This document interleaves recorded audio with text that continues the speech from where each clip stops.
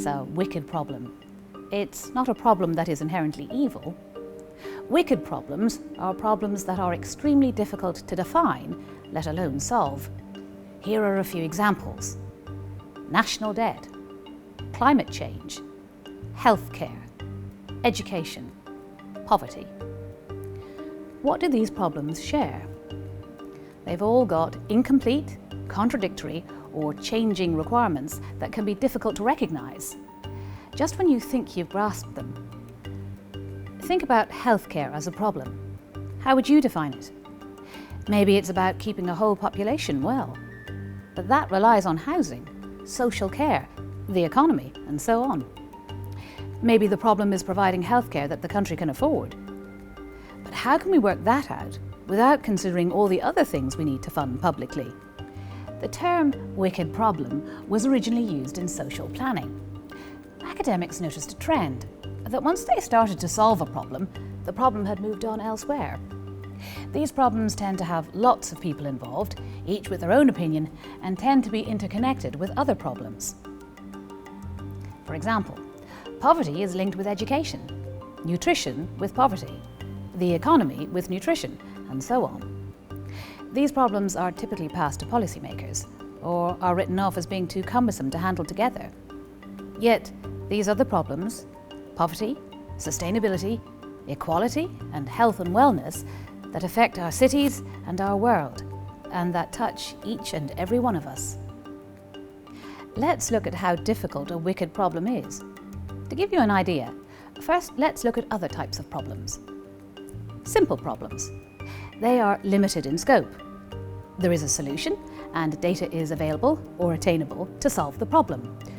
For example, a maths puzzle. It might be hard to solve, but in its scope, it's simple, because we know how to solve it if we apply the right formula. And if we wanted to solve it again, we could do the same thing again. Hard problems. These problems have some features of simple ones. It's clear what the goal is. For example, providing a medical diagnosis. There is a large body of prior knowledge, and information can be obtained even if this is difficult. Complex problems don't share any of the above characteristics. They are complex, messy, persistent, and elusive. They appear to be impossible to solve. Pretty much all problems involving new technology are complex. Getting a new IT system in place might be considered simple, but getting people to use it effectively?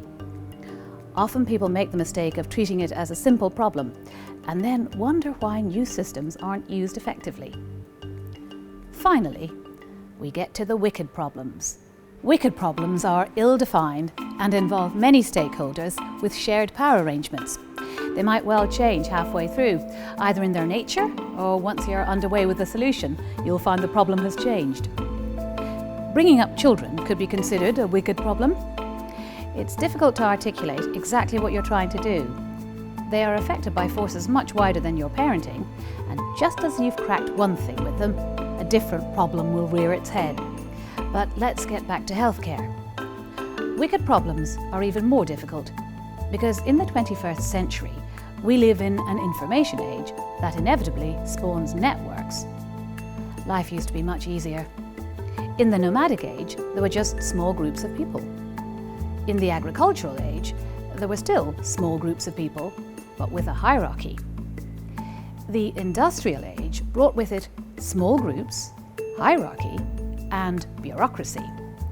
And finally, there is the information age. Small groups with hierarchy, bureaucracy, and networks.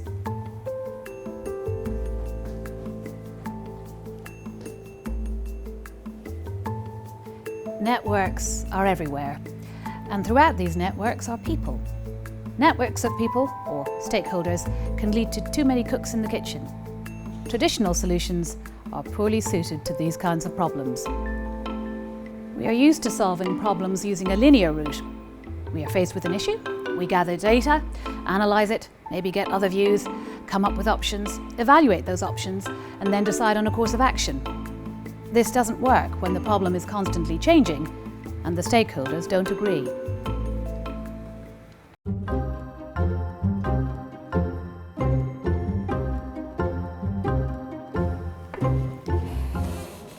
Because they are misunderstood in the beginning and are constantly changing, wicked problems have to be approached iteratively, with a huge focus on stakeholder participation and frequent experiments. We think stakeholder participation is inviting people to meetings, sitting round a table, using language we don't always understand. We lobby and posture and negotiate and try and win. We even fearmonger. Participation is misunderstood as competition. For wicked problems, participation should look more like facilitation, brainstorming, visual representation, lateral thinking, authentic conversations, active listening, empathy, suspended judgment, trust and commitment. This calls for a radical shift in our approach. We need to get ourselves in a situation where everyone is identifying all the different parts of a whole issue. Technical expertise is great, but now we need more. We need to be able to design stakeholder participation. Admittedly, wicked problems are really hard, but we can make progress.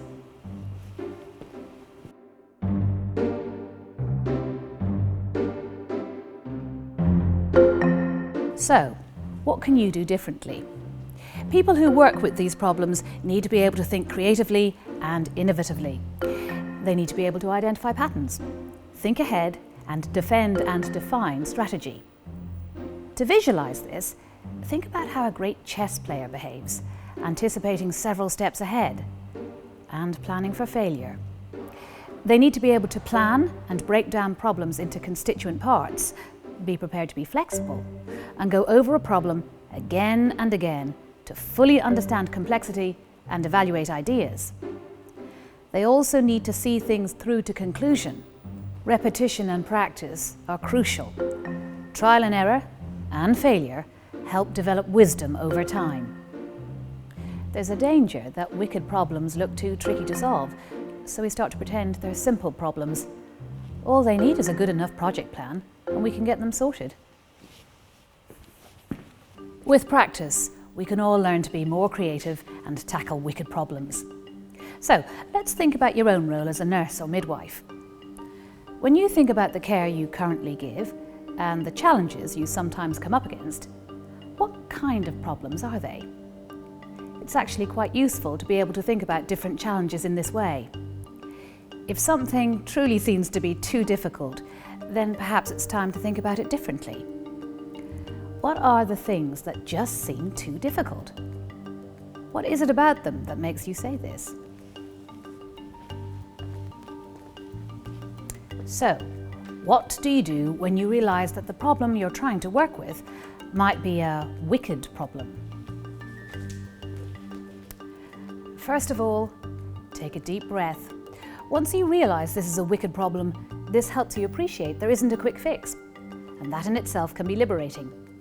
It's also a signal to you that this will probably feel quite messy as you try to work with it. Secondly, try identifying all the different networks and people who are involved. Remember, it is the wide variety of interconnected views and networks that makes problems wicked. Take a big step back to see more of the picture.